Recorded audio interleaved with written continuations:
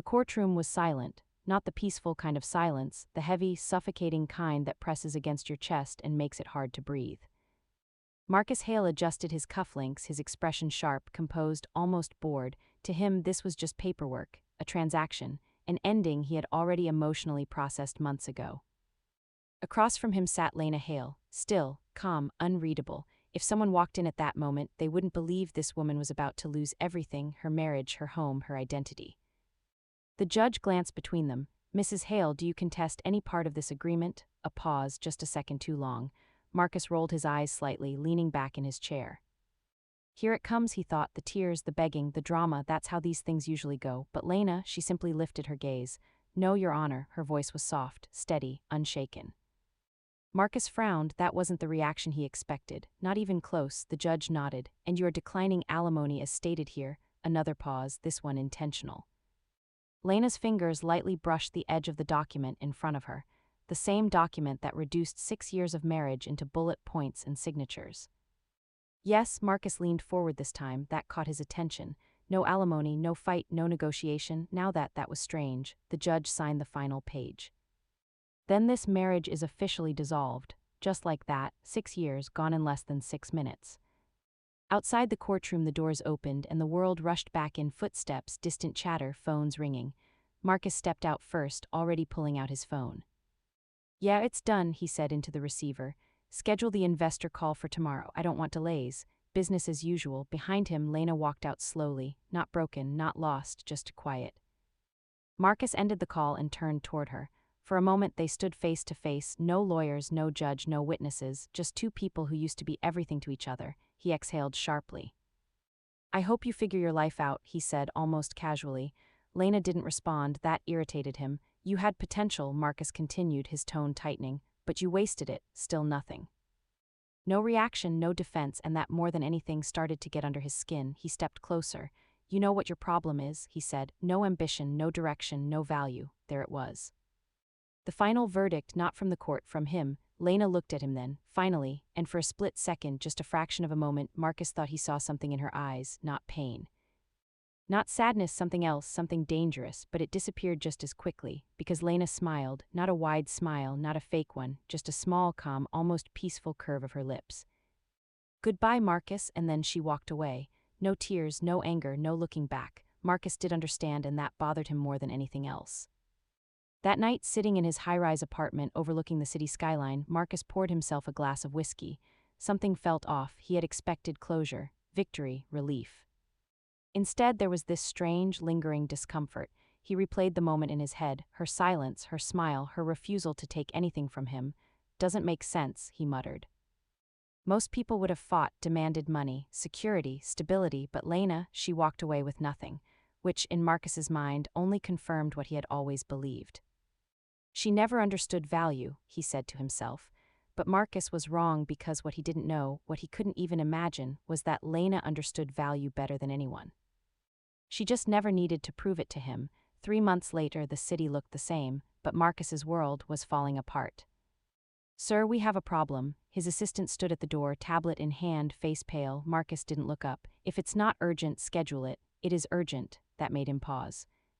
He lifted his eyes slowly. "Our primary investor just pulled out." Silence. "What?" "They withdrew everything this morning." Marcus stood up so quickly his chair slid back. "That's not possible." "We had a contract. They paid the penalty and exited anyway." His chest tightened. "How much did we lose?" The assistant hesitated. 40% of our funding." The room suddenly felt smaller. Tighter, colder. Marcus ran a hand through his hair. Okay, we recover. We've done it before." But even as he said it, he knew this was different. "The last chance, sir," the assistant continued carefully. "There is one option." Marcus looked at him. "A private investor, very selective, very powerful." Marcus narrowed his eyes. "Why would they invest in us now? They've been quietly buying shares." That made Marcus freeze. "Buying how much?" The assistant swallowed. "Enough to matter." A slow, uneasy feeling crept into Marcus's chest. "Set up the meeting." The setup. 2 days later, Marcus stood in the tallest glass tower in the financial district. The kind of place where billion-dollar decisions were made in silence. He adjusted his tie, rehearsed his pitch. Everything depended on this. Everything. His company, his reputation, his future. "Your last investor pulled out," his assistant whispered beside him. This is your final shot. Marcus nodded. I don't miss. The doors opened. The room inside was dim, minimal, powerful. A single chair at the head of the table, and then the lights dimmed further. A spotlight flickered on. Footsteps echoed, slow, calm, unhurried. Marcus turned toward the entrance. At first he couldn't see clearly, just a silhouette, but something about the way this person walked felt familiar, too familiar, and then she stepped into the light. Marcus stopped breathing. Hello, Marcus. Lena. For a moment Marcus thought he was hallucinating. The woman standing under that spotlight, calm, composed, impossibly confident, couldn't be the same Lena he had dismissed 3 months ago. But it was, every detail, every movement. Every quiet ounce of control she carried now. Hello, Marcus. Her voice hadn't changed, still soft, still measured, but now it held weight. The kind of weight that didn't need to be loud to be powerful. Marcus let out a short, awkward laugh. You, he said, shaking his head slightly. This isn't funny, but no one else in the room was laughing, not the assistants, not the legal team seated along the glass walls, and definitely not Lena. She walked toward the table slowly, heels echoing with deliberate precision. Each step felt like it landed directly on Marcus's confidence. You're late, she said calmly, taking the main seat. Marcus blinked. What? She glanced at the watch on her wrist. 7 minutes, she added. In my world that matters, my world. The words hit harder than they should have. Marcus straightened. Trying to recover, trying to regain control. Well, he said, forcing a professional tone, since we're all here, let's get started. He gestured toward the screen, his presentation, his company. His last chance, but Lena didn't even look at it. Before you begin, she said, opening a sleek black folder in front of her, I prefer clarity. Marcus frowned. Clarity? She slid a document across the table. It stopped right in front of him. Read page 3, something about her tone, not aggressive, not emotional, just certain, made Marcus hesitate. But he picked it up anyway, flipped to page 3, and then everything inside him went still. His eyes scanned the numbers once, then again, slower this time. As if his brain was struggling to process what it was seeing. This is a joke, he said quietly. No, Lena replied, it's math. Marcus looked up sharply. You don't have this kind of capital. She tilted her head slightly. You're right. A pause. I didn't. The room felt colder. Marcus flipped through the rest of the document now, faster, his movements less controlled. Stock acquisition records, transfer logs, shell company signatures, silent purchases, dates, all aligned. All real. This is impossible, he said, his voice tightening. Lena leaned back slightly in her chair, composed, untouchable. I already own 48% of your company, she said. Silence. The kind that doesn't just fill a room, it crushes it. Marcus stared at her, trying to find the lie, the trick, the weakness, but there was none. Bought it when your stock crashed, she continued, her voice steady, right after your divorce announcement. That hit differently, because he remembered that drop, the sudden dip in confidence. The whispers in the market, he just never thought anyone, let alone Lena, would be watching, would be waiting. You, he exhaled, almost in disbelief. You planned this? Lena didn't answer immediately, she simply looked at him. And in that look was something Marcus had never seen before, not love, not resentment, not even revenge. It was understanding, deep, unshakable. You taught me something important, Marcus, she said finally, his throat tightened. What? She leaned forward slightly. That value isn't given, she said. It's recognized by those who know where to look. Marcus clenched his jaw. This isn't about value, he snapped. This is manipulation. A small pause, then no, Lena said softly.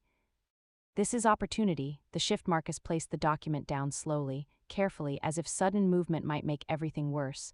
What do you want? He asked. There it was. The question he never thought he'd have to ask her. Lena didn't respond right away. Instead, she closed the folder, folded her hands, and studied him, not as a husband, not as someone she once loved, but as a decision. You built something promising, she said. Marcus frowned slightly, caught off guard by the tone, but unstable. His jaw tightened again. You expanded too fast, she continued. Relied too heavily on external validation. Investors, media, perception. Each word felt like a precise cut. You never built a foundation strong enough to survive doubt. Marcus swallowed. Because deep down he knew she was right. You're in a collapse cycle, Lena added, and you don't have enough time to reverse it. The room was completely still now, everyone listening. No one interrupting. Marcus took a slow breath. Then why are you here? He asked. If I'm such a lost cause, why invest at all? That question lingered, heavy, real. Lena's eyes softened just slightly. Because, she said quietly, I don't invest in companies. Marcus blinked. What? She held his gaze. I invest in timing. the truth behind her silence. Marcus shook his head, frustration creeping in. "You're speaking in riddles." "Am I?" she asked calmly. He stepped closer to the table.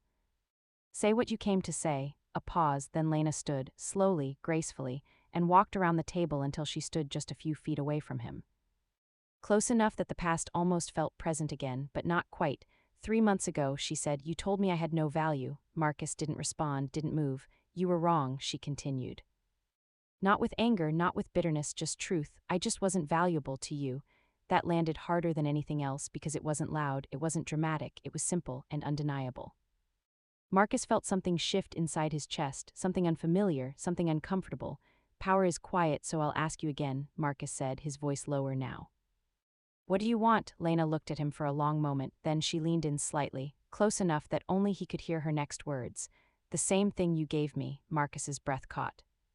"What?" She straightened, met his eyes, and said it clearly. "Nothing." The decision. Marcus's heart dropped. Lena wait, but she had already stepped back, already turned away, already detached. "This meeting is concluded," she said calmly to the room. One of the executives hesitated. "Ma'am, the investment." Lena picked up her folder. "Declined." Marcus felt panic rise now, real panic. The kind he hadn't felt in years. "You can't just walk away," he said, stepping forward. "This company is already mine," she interrupted gently. That stopped him cold. She looked back at him one last time, not with anger, not with satisfaction, but with something far more powerful, closure. "You just didn't realize it yet," and with that she walked out. And Marcus stood there, frozen, as the room slowly emptied around him, as reality settled in, as control slipped through his fingers piece by piece. The silence didn't end when Lena walked out. It followed Marcus home. It sat with him in the car, wrapped around him in the elevator, and waited for him inside his penthouse like an unwelcome guest that refused to leave. By the time he loosened his tie and stepped into the dim glow of his living room, the truth had already begun settling in, not all at once, not loudly, but slowly, like cracks spreading through glass. "Day 1, sir, we need to issue a statement." Marcus didn't look up. His assistant stood across from him, tablet in hand, voice carefully controlled. "The board is asking questions." "They always do," Marcus muttered. "This time is different." That made him pause. "Why?" A small hesitation, then, "The market knows." Marcus's stomach tightened. "Knew what?" "That a private entity now controls nearly half the company." Silence. He leaned back slowly. "They don't know it's her," he said, more to himself than anyone else. "No," the assistant replied, "but they know it's someone strategic." Marcus let out a slow breath. Strategic, that word again, it sounded too much like her. Day 3, the headlines started appearing. At first subtle, then louder, more aggressive, more certain. "Tech founder loses control. Mysterious investor quietly takes over major stake. Is this the end of Hale Dynamics?" Marcus stared at the screen, jaw clenched. "They're speculating," he said. But even as he spoke, he knew speculation didn't move markets like this. Fear did, and someone had timed that fear perfectly. "The board meeting, this is unacceptable." The voice echoed across the long conference table. Board members, investors, people who used to trust him, now looking at him like a liability. "You let this happen," one of them said. Marcus's patience snapped. "I did let anything happen," he shot back. "This was a coordinated acquisition." "And you didn't see it coming?" another asked sharply. That question hit deeper than the accusation, because Marcus didn't have an answer, he hadn't seen it. Not the timing, not the precision, not the person behind it. "Whoever this investor is," someone else added, "they're not just buying shares." A pause. "They're positioning for control." The room fell quiet. Marcus felt it then, that same feeling from the meeting, the one he couldn't shake, like someone was always one step ahead, watching, waiting. Night. Marcus stood by the window again, city lights stretching endlessly beneath him. 3 months ago this view meant power, now it felt like distance, isolation. He poured another drink. Didn't taste it, didn't feel it, all he could see was her face, calm, unbothered, certain. "I invest in timing," her voice echoed in his mind. And for the first time, Marcus started asking the question he had been avoiding. When did she start planning this? The realization it didn't happen suddenly, it built, piece by piece. Memory by memory, like a puzzle assembling itself whether he wanted it to or not. Late nights when she was working. Phone calls she never explained, books she used to read about markets. About behavioral psychology, about risk. Marcus had ignored it all, dismissed it, because in his mind she wasn't capable of that level of thinking, that level of strategy, that level of control. But now everything looked different, not random, not accidental, deliberate, every step, every move, every silence. "Day 7, sir, we lost another investor." Marcus didn't react this time. How much? 10%, he nodded slowly, and the next, the assistant hesitated. They're waiting, for what? For her. That word landed like a final blow, her, not a name. Not a company, just her, an invisible force that now dictated the future of everything he built. Marcus laughed quietly, not because it was funny, because it was at all. The cracks deepened. Employees started leaving, at first a few, then more, then entire teams. Uncertainty, they said. Instability, we need security. The same things Marcus used to say about Lena, the same words, the same tone, the same judgment, and now they were being said about him. The mirror effect. One evening, Marcus caught his reflection in the glass wall of his office. For a second, he didn't recognize himself. The sharp, confident man who once dominated every room now looked tired, uneasy, smaller. He stepped closer, studied his own face, and then without warning a memory surfaced. Lena. Standing in their old kitchen, quiet, holding a cup of coffee she never drank, he had said something that morning, something dismissive, something cold. You need to do something with your life, Lena. You can't just exist. At the time he believed it, fully. Now those words echoed differently because suddenly he was the one losing everything, and she. She was the one who had built something in silence. Day 10, emergency meeting, the assistant said. Marcus didn't ask why, he already knew. The numbers were worse, much worse. If we don't secure funding within the next 72 hours, the CFO said carefully, we won't survive the quarter. There it was, the line, the edge, the point of no return. Marcus leaned forward. There has to be another option. Silence. No one spoke, no one moved because they all knew there was, not anymore. The truth he couldn't escape. It wasn't just bad luck. It wasn't just market pressure, it wasn't just investors pulling out, it was design, careful, patient, precise design, and at the center of it was Lena. The breaking point that night. Marcus didn't go home, he stayed in his office. Lights off, city glowing outside, phone in his hand, her number on the screen. He hadn't called her in 3 months. Not once, because he never needed to, because in his mind she was the one who lost everything. But now he understood something he never thought he would. He needed her. And that realization was heavier than anything else.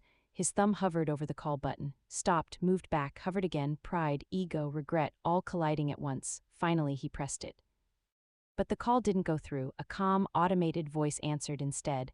The number you are trying to reach is no longer in service. Marcus froze. What? He checked again. Same result. Disconnected, gone, just like that. And that's when it hit him, not just financially, not just professionally, but personally, completely. He hadn't just lost control of his company.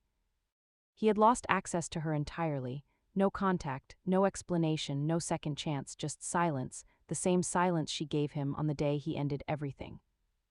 Full circle. Marcus lowered the phone slowly, sat back in his chair, and for the first time in a very, very long time he felt it, not fear, not anger, not frustration, but something far deeper.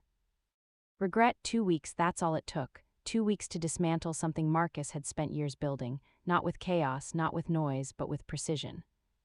The final morning the office felt different, not empty but hollow, like a place that had already accepted its ending.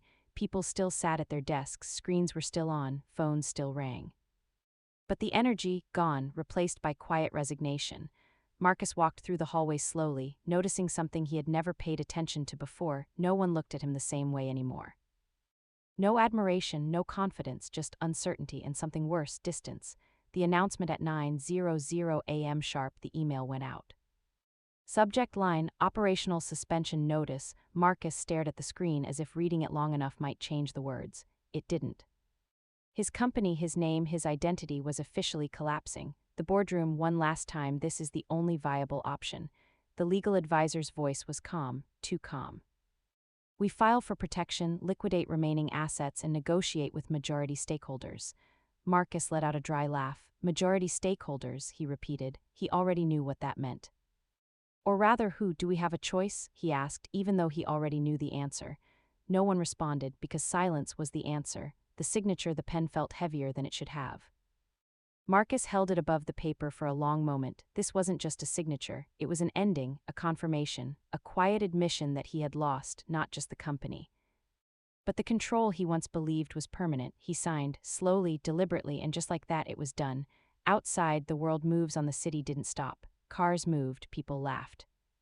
Meetings happened, life continued as if nothing had changed. But for Marcus, everything had. He stood outside the building, staring up at the glass tower that once felt like a symbol of success. Now it felt like a monument to something he no longer owned. The call he didn't expect. His phone buzzed, unknown number. For a second he almost ignored it, but something told him not to. He answered, "Hello," a pause, then "Mr. Hale." The voice was unfamiliar, professional, controlled. "I'm calling on behalf of our client regarding the acquisition." Marcus's grip on the phone tightened. "What acquisition?" A slight pause. "As of this morning, your company's remaining assets have been purchased." His chest went tight. "By who?" Silence. Then, "Our client prefers discretion." Marcus closed his eyes briefly. He already knew. "Send me the details," he said quietly. The email had arrived within minutes. Clean, simple, final. Marcus opened the document, scanned the numbers, the terms. And then his eyes stopped on one line. Acquiring entity, L. Vance Holdings. He froze. L. Vance, not Lena Hale, not his past, not his name, something new, something independent. Something he had no claim to. Marcus exhaled slowly, almost like a quiet surrender. She really did it, 10 cents on the dollar. He read the valuation again, lower than he expected, much lower. Almost insulting, and then he understood. This wasn't just a purchase, it was timing, perfect timing. She hadn't just taken control, she had waited until everything collapsed. Until there was nothing left to protect, nothing left to fight for, and then she bought it all for almost nothing. The shift in perspective. Marcus sat down on a bench across the street. The same street he used to walk with confidence. Now it felt unfamiliar, distant. He thought about everything, the meeting, the documents, her words. "I invest in timing."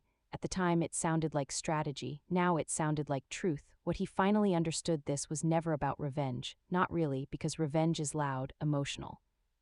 Messy. What Lena did was none of those things. She didn't scream, didn't fight, didn't try to prove him wrong. She simply waited, learned, positioned herself, and when the moment came, she acted. Not out of anger, but out of certainty.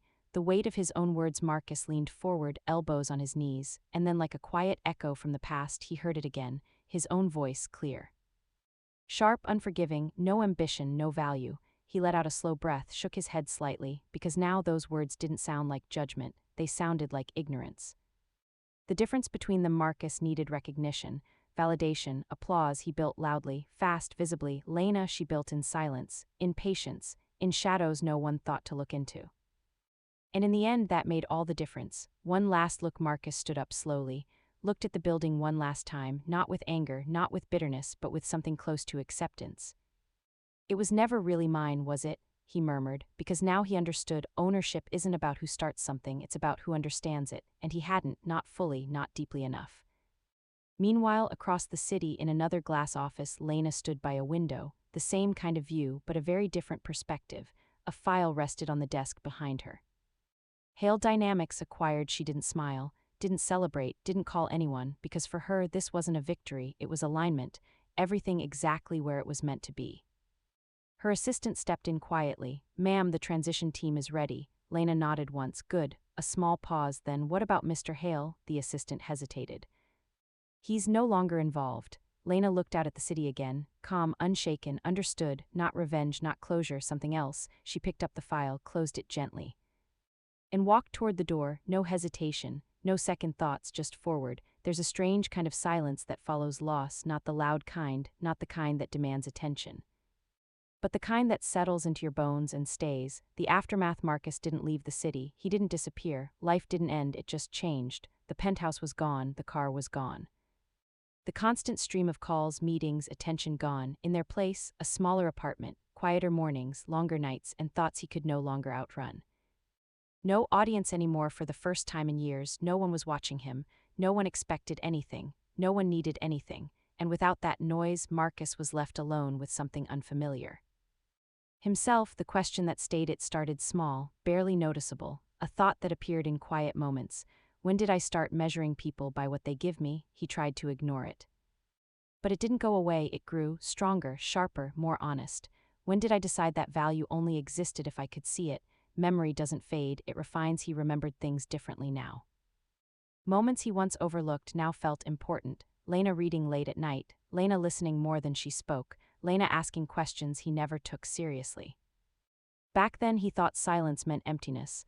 Now he understood it could mean depth, a different kind of loss. Losing the company hurt. Of course it did, it was his work, his identity, his proof to the world that he mattered. But losing Lena, that was different, because he didn't just lose her in the divorce. He lost her long before that, the moment he stopped seeing her clearly.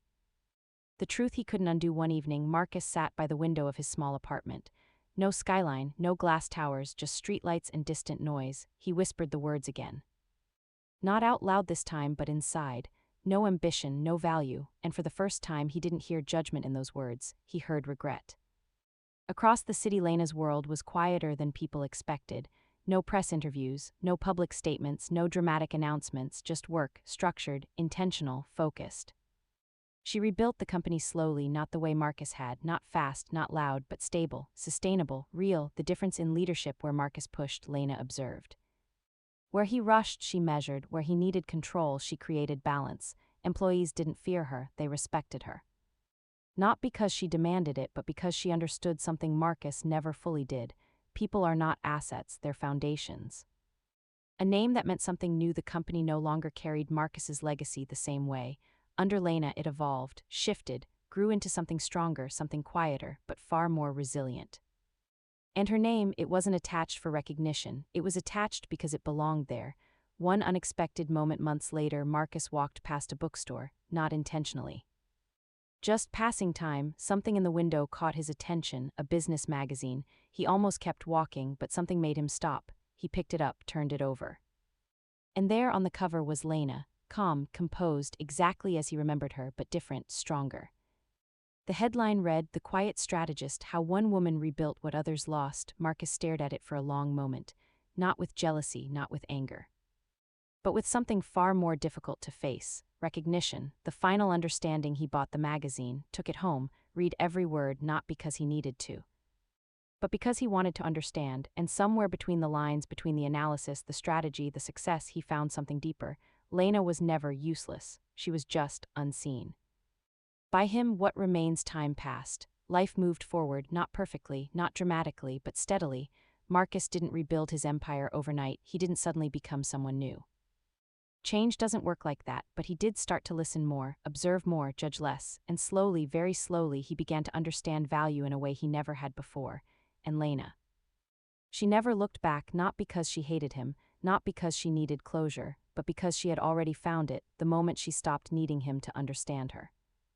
The ending that was loud. There was no confrontation, no final meeting, no dramatic apology, just distance, growth, and truth. Final line: he divorced her for being useless, only to realize she was never without value. He just didn't have the vision to see it. The end.